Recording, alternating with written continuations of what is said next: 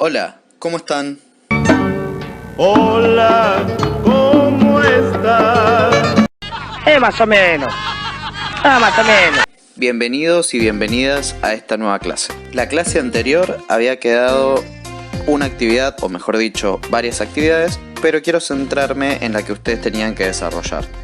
Las otras pueden esperar hasta que nos reencontremos. Cada uno, cada una habrá desarrollado de alguna manera distinta, pero lo importante es que estemos todos de acuerdo en que la ciencia no puede apoyar esta idea, básicamente porque es algo que tiene que ver con la fe. Es decir, cuando una idea no puede explicarse con pruebas, experiencias, entonces se recurre a la fe. Para la ciencia no pueden quedar preguntas sin responder y cabos sueltos. Siempre va a investigar y tratar de responder todo. Esto es muy contrario a lo que dice el creacionismo. Para la ciencia tiene que existir la lógica, tienen que poder comprobarse los hechos, tienen que poder aplicarse las leyes que busca. Es decir, que estas características, sumadas a otras, hacen que la ciencia de ninguna manera pueda estar de acuerdo con la teoría del creacionismo.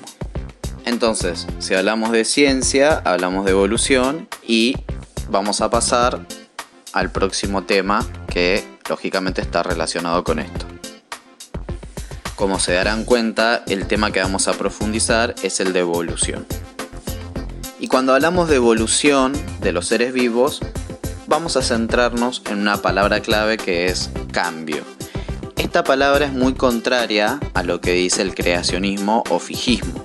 Justamente fijismo, que deriva de fijar, habla de que los seres vivos siempre se mantuvieron iguales. Fueron creados por un todopoderoso y no cambiaron a lo largo del tiempo.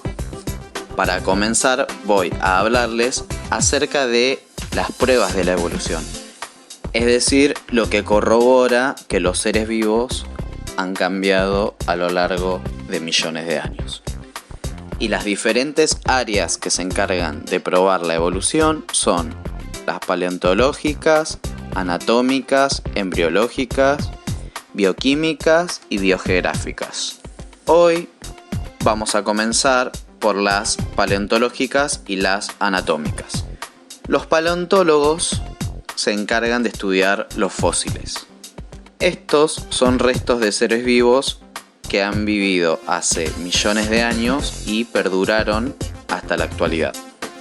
No es muy fácil encontrarlos, ya que los seres vivos se descomponen rápido antes de morir. Entonces, estos profesionales tienen como objetivo la reconstrucción de los seres vivos que vivieron en el pasado. El estudio de su origen, de sus cambios en el tiempo, es decir, su evolución. También del lugar donde habitaban y hacia dónde migraban. Además, vinculan la antigüedad de la roca en donde se encuentran. La paleontología fue muy importante para la teoría del movimiento continental, es decir, la deriva continental. Esto tiene que ver con que en un momento los continentes que hoy en día conocemos estuvieron todos juntos y después se fueron separando. Bueno, hasta acá les estuve contando las utilidades que tiene el estudio de los fósiles, así que después van a ver que les dejo unas actividades para que ustedes practiquen sobre esto que estuve charlando. Bien, pasamos a lo siguiente. Acuérdense de ir anotando lo más importante o lo que ustedes consideran más importante de lo que van escuchando, porque después van a tener que trabajar sobre eso. Así que a prestar mucha atención. Seguimos entonces con lo siguiente, que son las pruebas anatómicas. ¿Y de qué se trata esto? Bueno, están los órganos llamados homólogos, es decir, que se comparan órganos de los diferentes seres vivos. Están los que se llaman homólogos, y esto quiere decir que las estructuras que se comparen van a ser parecidas internamente, ¿no? Pero pueden tener diferentes funciones. ¿Qué quiere decir esto? ponemos de ejemplo la aleta de un delfín y el ala de un ave, y nos vamos a dar cuenta que internamente son muy parecidos, pero ¿cumplen la misma función? No, lógicamente no. Así que bueno, esto lo que va a confirmar es que vienen de un mismo lugar, o sea que proceden de un antecesor común. Por otra parte, tenemos a los órganos análogos.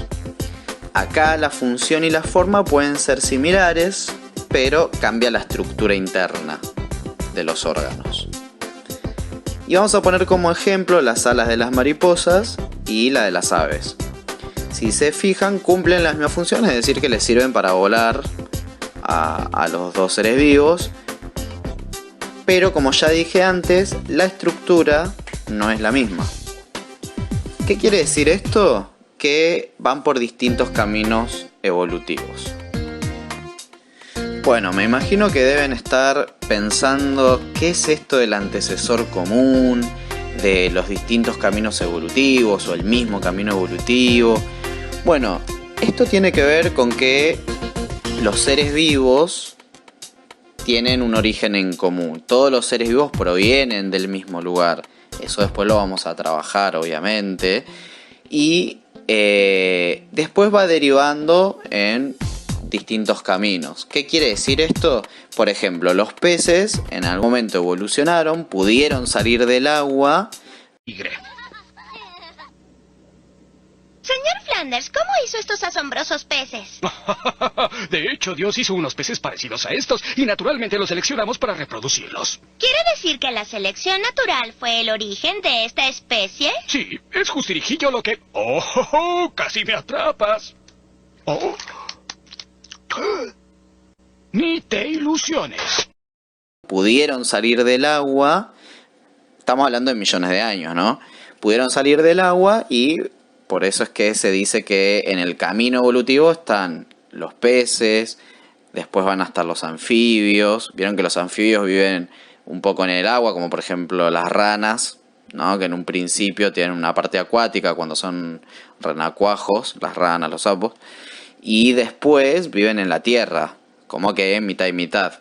Bueno, ¿qué va a pasar? Después están los reptiles, van a seguir las aves y finalmente los mamíferos. A eso se refiere como que provienen de un ancestro común o de un mismo camino evolutivo. Y en esto de la comparación de los órganos están los vestigiales.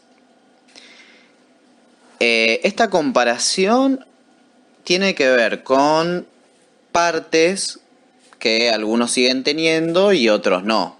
Por ejemplo, nosotros tenemos el coxis, que vendría a ser lo que es la cola para los monos. Hasta acá hemos llegado, así que les dejo un saludo y hasta la próxima.